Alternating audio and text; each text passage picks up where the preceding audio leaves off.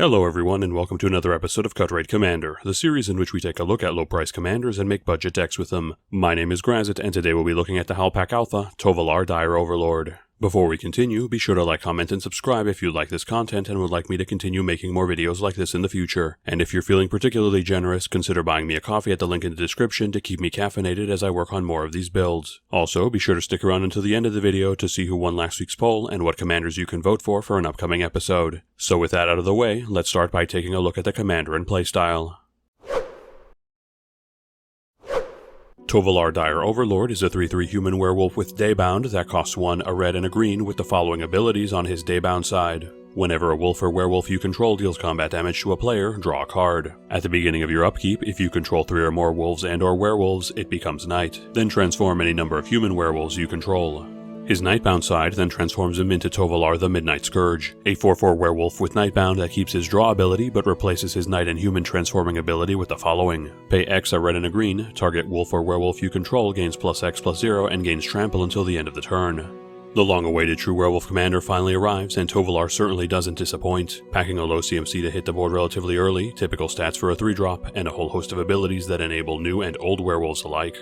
Looking at his first ability, which is identical on both his sides, it enables Tovolar to become a combat-focused card advantage engine for us, as both the werewolves and wolves of his pack connect with our opponent's life totals, ensuring that we're drawing into more and more packmates as we swing in, which suits werewolf deck's aggressive playstyle nicely. His daybound unique ability, however, is possibly even more exciting, as it enables us not only to change from day to night regardless of what spells were cast on the previous turn, thereby enabling our daybound werewolves, but also forcibly transforming our original werewolves, whose clunky transformation mechanics previously made it quite difficult to do so in Commander, giving all our werewolves an easy-to-meet and reliable way to transform into their more powerful forms without having to force us to rely on our opponents not casting spells in order to do so. Before we continue, moving forward I'll be referring to werewolves from the first 2 Innistrad blocks as original werewolves, and those from the latest sets as daybound werewolves to save time on explanations and breakdowns of those cards. Then looking at his transform side, Tovolar loses his human subtype and second ability, but gains a small stat boost and the ability to grant our werewolves and wolves a scalable power boost and trample, effectively turning him into a Kessig wolf run on legs that's repeatable and enabling himself and his other packmates to more easily punch through blockers to get us card advantage with his first ability.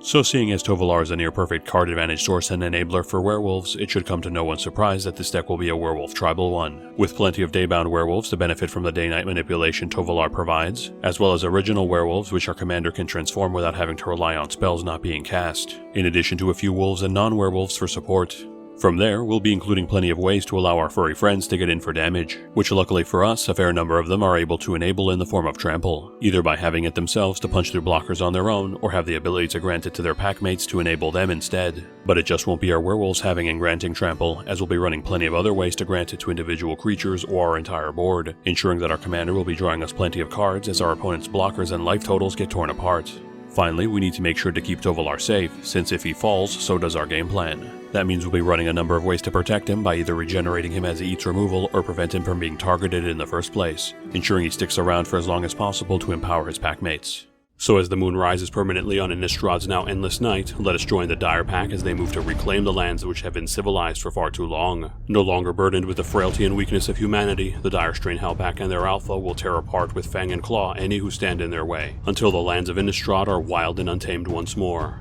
So now that we know a bit more about the commander and playstyle, let's start looking at the deck itself by starting with the creatures. Starting in the CMC 1 slot, we have a trio of entrants with Kessig Prowler, Reckless Waif, and Village Messenger. Kessig Prowler is a 2/1 that we can pay 4 and a green to transform into Sinuous Predator, a 4/4 that can't be blocked by more than one creature, making it an aggressive body to drop early that we can later turn into a decent-sized threat that makes trampling over blockers easier by limiting them to 1. Reckless Waif is a 1/1 original werewolf that transforms into Merciless Predator, a 3/2, giving us another early drop to help Tovolar reach his 3+ packmates trigger and transform our board to their more powerful forms. Village Messenger is another 1/1 original werewolf, this time with haste, that transforms into Moonrise Intruder, a 2/2 with menace, letting us get some early damage in and later becoming trickier to block, both of which enable our commander's draw. Moving on to the CMC 2 slot, we have a trio of original werewolves starting us off with Duskwatch Recruiter, Kessig Forgemaster, and Scorned Villager. Duskwatch Recruiter is a 2/2 that we can pay 2 and a green to let us look at the top 3 cards of our deck, putting a creature from among them into our hand while sending the rest to the bottom of the deck in a random order, who then transforms into Krellin Horde Howler, a 3/3 that reduces the cost of all our creature spells by 1, both modes helping our creature heavy deck by searching for them and then helping us cast them. Kessig Forgemaster is a 2/1 that, when it blocks or is blocked, deals 1 damage to the blocked or blocking creature, and transforms into Flameheart Werewolf, a 3/2 that increases the blocked or blocking damage to 2, allowing it to deal with small but dangerous threats such as Death Touchers with ease, as well as letting us get small chump blockers out of the way for even more damage once it's granted trample. Scorned Villager is a 1/1 that we can tap for a green, which transforms into Moonscarred Werewolf, a 2/2 that taps for double green, serving as a cheap mana dork that only gets better once it transforms. A pair of Daybound Werewolves then join us with Outland Liberator and Kessig Naturalist. Outland Liberator is a 2/2 that we can pay 1 in sack to destroy target artifact or enchantment, who transforms into Frenzied Trapbreaker, a 3/3 with the same previous ability but also destroys target artifact or enchantment a defending player controls whenever it attacks, giving us a repeatable way to pick apart our opponent's back row and letting us do so one last time if it were to be removed anyway. Kessig Naturalist is a 2/2 that, when it attacks, generates a red or green mana that's not lost until the end of the turn, and transforms into Lord of the Overwhelm, a 3/3 with the same ability in addition to granting all our other wolves and werewolves +1/+1, getting us some combat-focused ramp early while later turning into a tribal lord to pump all their packmates for even more damage as we swing in. Then we close out this slot with Uvenvald Captive, a 1/2 with Defender that taps for a green, and we can pay 5 and double green to transform into Uvenvald Abomination, a 4/6 that taps for 2 colorless, rounding out our 2 CMC dorks with one that we can beef up its stats and ramp in the later game if needed. The CMC 3 slot then starts us off with some more Daybound entrants, those being Hound Tamer, Reckless Stormseeker, and Weaver of Blossoms. Hound Tamer is a 3/3 Trampler that we can pay 3 and a green to put a +1/+1 counter on target creature, who transforms into Untamed Pup, a 4/4 with the same ability in addition to granting all our wolves and werewolves trample, serving as a way to help the pack claw through blockers for damage, and even growing them at instant speed if we have the open mana to spare. Reckless Stormseeker is a 2/3 that, at the beginning of our combat phase, has target creature gain +1/+0 and haste, who then transforms into Stormcharge Slasher, a 3/3 that increases that ability to +2/+0 and adds trample, granting us another way to punch through blockers and allowing our freshly summoned wolves to get into combat immediately. Weaver of Blossoms is a 2/3 that taps for a mana of any color and transforms into Blossom-clad Werewolf, a 3/4 that taps for 2 mana of any color instead, giving us another mana dork with pretty solid stats once transformed that ramps us harder and more reliably as well. Then we're also running Harvesttide Infiltrator as another Daybound entrant, a 3/2 Trampler that transforms into a 4/4 Trampler, getting us another creature with solid stats that can crash through blockers to get us card advantage alongside our commander. Some original green werewolves then join us with Daybreak Ranger, Hermit of the Natternolls, and Lamholt Elder. Daybreak Ranger is a 2/2 we can tap to deal 2 damage to target creature with flying and transforms into Nightfall Predator, a 4/4 that instead lets us pay a red and tap it to have it fight another creature, serving as a way to deal with smaller evasive targets initially, and upgrading to bigger prey later to help us deal with any problematic creatures with its bigger stat line. Hermit of the Natternolls is a 2/3 that, whenever an opponent casts a spell on our turn, draws us a card, and transforms into Lone Wolf of the Natternolls, a 3/5 that draws us 2 cards instead, getting us some value if our opponents decide to use instant speed removal and disruption on our turns. Lamholt Elder is a 1/2 that transforms into Silverpelt Werewolf, a 4/5 that draws us a card whenever it deals combat damage to a player, doubling up on our draw when working alongside our commander when it connects, and also gaining a hefty stat boost when transformed. A trio of red original werewolves then close out the werewolves in this slot with Gyre Reach Bandit, Breakneck Rider, and Cruin Outlaw.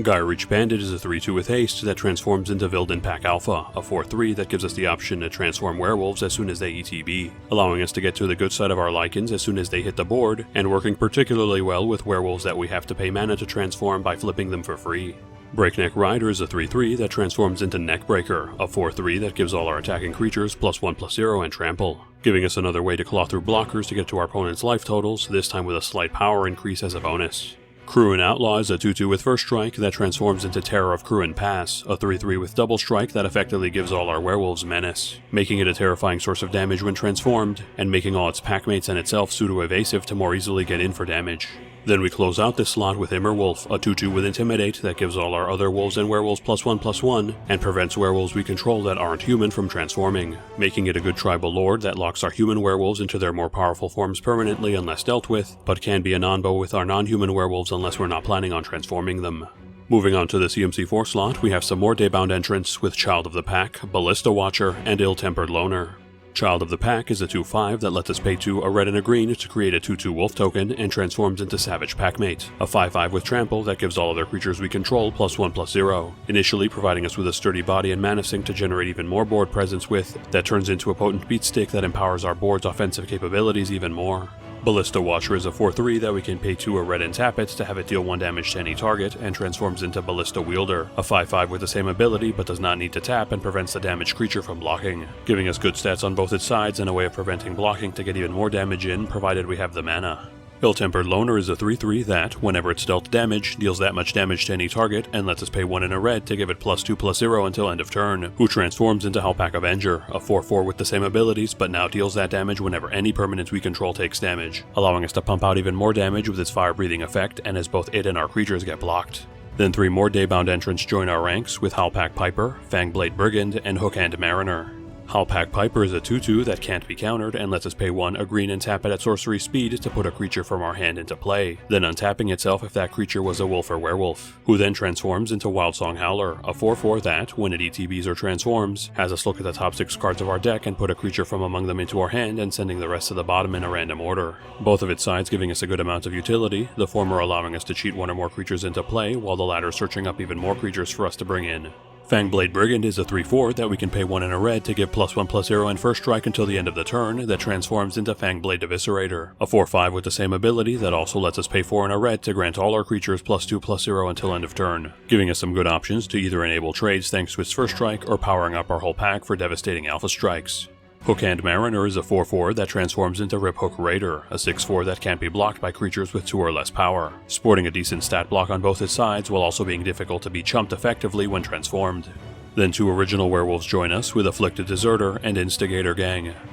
Afflicted Deserter is a 3/2 that transforms into Werewolf Ransacker, a 5/4 that, whenever it transforms to this side, destroys an artifact and deals 3 damage to its controller, giving us a reusable source of artifact destruction that's also packing some very solid stats to swing in with. Instigator Gang is a 2/3 that gives all our attacking creatures +1/+0 and transforms into Wild Blood Pack, a 5/5 trampler that increases that bonus to +3/+0, providing us with a huge damage bonus as we swing in for our entire board and effectively making itself an 8/5 trampler when swinging in for some solid damage potential. Finally, our last 2 entrants in this slot join us with Smoldering Werewolf and Nightpack Ambusher.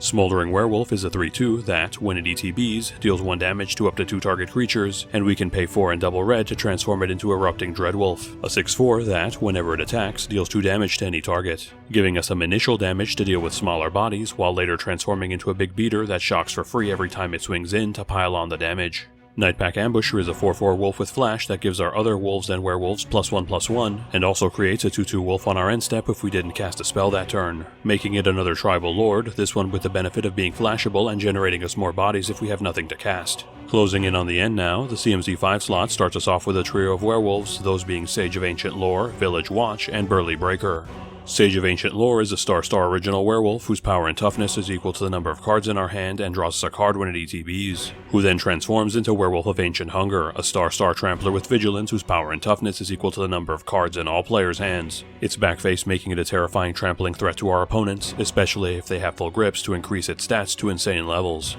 Village Watch is a 4/3 Daybound werewolf with haste that transforms into Village Reavers, a 5/4 that gives all wolves and werewolves we control haste, enabling our pack to swing in as soon as they hit the board to keep the pressure up in combat. Burly Breaker is a 6/5 Daybound werewolf with Ward 1 that transforms into Dire Strain Demolisher, an 8/7 with Ward 3, giving us a huge beater with enough protection to at least make it awkward for our opponents to target with removal. Then we close out this slot with Cult of the Waxing Moon, a 5/4 human shaman that creates a 2/2 wolf token whenever a human we control transforms into a non-human, allowing us to fill the board with tokens as our werewolves switch between their human and monstrous forms to generate even more board presence. Finally, reaching the CMC6 slot, we get to our last 2 Daybound werewolves, those being Tovolar's Huntmaster and Wolfkin Outcast. Tovolar's Huntmaster is a 6/6 that, when it ETBs, creates 2 2/2 wolf tokens and transforms into Tovolar's Pack Leader, a 7/7 that creates 2 2/2 wolf tokens whenever it ETBs or attacks, and lets us pay 2 and double greens to have target wolf or werewolf fight target creature we don't control, giving us a decent sized top end that not only helps us generate more board presence with tokens, but also serves as a repeatable source of removal with its fight effect. Wolfkin Outcast is a 5/4 that costs 2 less if we control a wolf or werewolf and transforms into Wedding Crasher, a 6/5 that, whenever it or another werewolf we control dies, draws us a card, usually being castable for 4 since this is a werewolf tribal build, and enabling us to get some value out of our creatures as they inevitably get picked off. That covers all our creatures, so let's move on to our instance. Skipping to the CMC2 slot, we have some back row removal options with Ancient Grudge, Wilt, and Destructive Revelry. The first destroying an artifact and having flashback for a green, the second hitting artifacts and enchantments and having cycling for 2, and the last also hitting artifacts and enchantments while burning their owner for 2, providing us with a decent suite of removal options to deal with troublesome back row. Some creature removal then joins us with Ram Through, which has target creature we control deal its power and damage to target creature we don't control, dealing any excess damage to its owner if it has trample, weaponizing our creature's big stat lines with this one-sided fight effect and even dealing extra burn damage thanks to the abundance of trample we have. Then we close out this slot with Wrap and Vigor and Resuscitate, both of which allow us to regenerate our creatures, the former doing so for each, while the latter lets us regenerate each creature for 1 until the end of the turn, both giving us a way to protect both our commander and his packmates from removal and wipes. Moving on to the CMC3 slot, we have another pair of removal options joining us with Beast Within and Chaos Warp, both of which deal with permanents, the former destroying them and gifting its owner a 3/3 to replace it, while the latter shuffles them back into their owner's deck, then has the owner reveal the top card of it, allowing them to put it into play if it's a permanent, making them both extremely flexible removal options that, while both have their downsides, are still very much worth running thanks to the sheer amount of threats they deal with. Then we end this slot with Hunter's Insight, which has target creature we control draws cards equal to the amount of combat damage it deals to a player that turn, giving us a card advantage source that takes advantage of our combat-oriented playstyle as well as the abundance of trample effects we have. Finally, skipping to the CMC5 slot, we reach the end of our instance with Return of the Wild Speaker, which either has us draw cards equal to the highest power of a non-human creature we control, or instead pumps the power of all non-human creatures we control by +3/+3 until the end of the turn, serving as both a card draw source and a means to alpha strike our opponents at instant speed, especially when we have AoE trample effects going. That covers all our instance, so let's move on to our sorceries. Skipping straight to the CMC2 slot, we start off with some ramp options with Rampant Growth and Farseek, both of which put a land from our deck into play tapped, the former being limited to basics, while the latter is limited to any land with a non-forest basic land type, both providing us with staple green land ramp to help grow our mana base. Then we end this slot with some Gruul entrants, those being Savage Twister and Unnatural Moonrise. Savage Twister is an X spell that deals X damage to each creature, giving us a scalable board wipe which we can ensure that most of our werewolves survive thanks to their superior stat blocks. Unnatural Moonrise changes the field to night and gives target creature +1/+0, trample, and draws us a card whenever it deals combat damage to a player until the end of the turn, while also having flashback for 2 a red and a green, providing us with a way to enable night with ease if our commander is unable to do so and giving us some more trample and card advantage as it does so. The CMC3 slot then gives us even more ramp options with Cultivate and Kodama's Reach, both of which let us search our deck for 2 basic lands, putting one into play tapped and the other one into our hand, ensuring that we grow our mana base and have additional land drops for later. Finally, reaching the CMC4 slot, we have Chain Reaction, which deals damage to each creature equal to the amount of creatures in play, allowing us to blow up the board if it's completely out of control, and hopefully allowing our werewolves to live through it provided we have some regeneration sources in our hand or in play. That covers all our sorceries, so let's move on to our enchantments. Starting in the CMC1 slot, we have Font of Fertility, which we can pay 1 a green and sack to put a basic land from our deck into play tapped, serving as an early land ramp source to help us grow our mana base. Moving on to the CMC2 slot, we have Full Moon's Rise, which gives all our werewolves +1/+0 and trample, in addition to letting us sack it to regenerate all our werewolves, providing us with a cheap AoE power boost and trample that can also protect our board from destruction if needed. The first half of the CMC3 slot then gives us some werewolf buffs with Howling Moon, Howlpack Resurgence, and Ferocity of the Wilds. Howling Moon, at the start of our combat phase, gives target wolf or werewolf we control +2/+2 until end of turn, in addition to, whenever an opponent casts their second spell each turn, creating a 2/2 wolf token, both pumping our wolves for more damage as they swing in, and passively increasing our board state as our opponents cast their spells. Howlpack Resurgence gives all our wolves and werewolves +1/+1 and trample in addition to having flash, giving us a serviceable anthem and AoE source of trample that can be used at instant speed to surprise our opponents. Ferocity of the Wilds gives all attacking non-human creatures we control +1/+0 and trample, further empowering our pack's offensive capabilities when transformed and giving us yet another source of trample to smash through blockers. Then we have Serpent Skin, Molting Skin, and Broken Fall, all of which can regenerate target creature, the first being an aura that we can cast at flash speed, pumping the enchanted creature by +1/+1 and costing a green to regenerate it, while the latter two bounce themselves back to hand to regenerate target creature instead, all making our werewolves more resilient against most conventional types of removal. Finally, skipping to the CMC5 slot, we have our last enchantment with Glorious Sunrise, which, at the beginning of our combat phase, has us choose one of the following effects. Creatures we control gain +1/+1 and trample until the end of the turn, target land can be tapped for triple green until the end of the turn, draw a card if we control a creature with 3+ power, or gain 3 life. Its AoE pump and trample being extremely useful to us to get more damage in, but its ramp, card draw, and life gain being good options as well, despite it being a complete flavor fail for us. That covers all our enchantments, so let's move on to our artifacts. Skipping to the CMC2 slot, we have its only entrant with Swiftfoot Boots, an equipment that equips for 1 and grants the equipped creature hexproof and haste, giving our commander an extra layer of protection from targeted removal, and enabling him to get into combat quicker to hopefully trigger his card draw. Then the CMC3 slot brings us our last artifact with the Celestis, which makes it become day when it ETBs if it's neither day or night, taps for a mana of any color, and at sorcery speed, we can pay 3 and tap it to turn it from day to night or vice versa, in addition to gaining us a life and letting us draw a card and discard a card whenever it changes from day or night, effectively making it a mana rock that manipulates the day-night cycle for us in case we have too few werewolves to proc our commander, while also getting us some passive life gain and card selection as the day-night cycle naturally changes. That covers all our artifacts, and since we have no planeswalkers in this build, let's skip straight to the land base. Starting with our mana lands, we have Command Tower, which taps for any color in our commander's color identity, Cinderglade, which comes into play tapped unless we control 2 or more basic lands, taps for either of our colors and counts as a mountain and a forest, Game Trail, which comes into play tapped unless we reveal a mountain or forest and taps for either of our colors, Mossfire Valley, which we can pay 1 and tap to generate both our colors, Highland Forest, which comes into play tapped, taps for either of our colors and counts as a mountain and a forest, Path of Ancestry, which comes into play tapped, taps for any color in our commander's color identity, and scries 1 if we use that mana to cast a creature of the same type as our commander, Myriad Landscape, which comes into play tapped, taps for a colorless and we can pay 2 with tap it and sack it to put 2 of the same basic land from our deck into play tapped, and finally Evolving Wilds and Terramorphic Expanse, both of which we can tap and sack to put a basic land from our deck into play tapped. Then as our only utility land, we're running Scrag the Rage Pits, which taps for colorless and we can pay a red, a green, and tap it to give target creature +1/+1 and trample until the end of the turn, serving as an additional way to grant a creature trample along with a small stat boost, all from our land slot. Lastly, we're running 11 mountains and 14 forests as our basics to fill out our land base. So now that we've covered all the cards in the deck, let's take a look at this deck's breakdown. This deck currently has 37 creatures including the commander, 10 instants, 7 sorceries, 9 enchantments, 2 artifacts, 0 planeswalkers, and 35 lands. Looking at the stats that matter to our game plan, we have 34 werewolves, 18 cards that care about werewolves, 6 wolves and or sources of wolf tokens, 10 sources of single target or AoE trample, and 7 sources of targeted or AoE protection, leaving us with a whole bunch of wolves and werewolves to enable and proc our commander's abilities, alongside various means to give our werewolves extra value or empower them further, closing out with a fair number of ways to punch through blockers and live through removal. For general deck stats, we have 13 ramp sources, 10 card draw sources, 13 targeted removal sources, and 2 board wipes, giving us a fairly typical spread for our core deck stats. Looking at our mana curve, we have 4 1-drops, 18 2-drops, 24 3-drops, 11 4-drops, 6 5-drops, and 2 6-drops, giving us a very aggressive curve to ensure we can get our werewolves out ahead of our commander to bring him online as soon as he hits play to transform them into their more powerful forms and let us start digging through our deck for more werewolves or ways to empower them to keep the pressure going.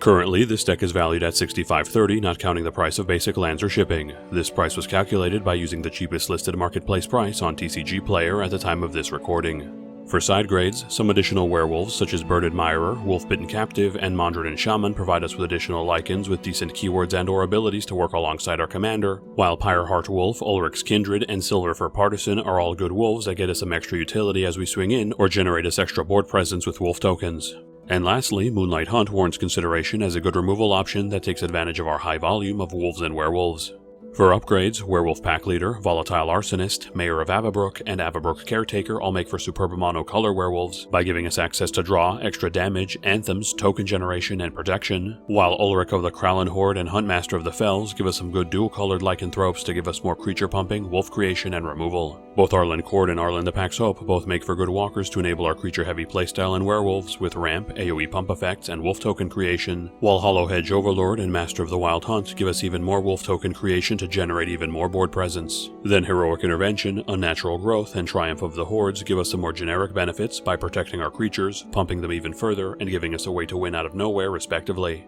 And finally, we can't be in green without recommending the Great Henge, the artifact that does it all and even works better with our creature-heavy build with its counter distribution and draw, even getting a steep discount thanks to our werewolves' high stats. But sadly only to its mana cost, unless our werewolves have some spare cash lying around to help us pay for this.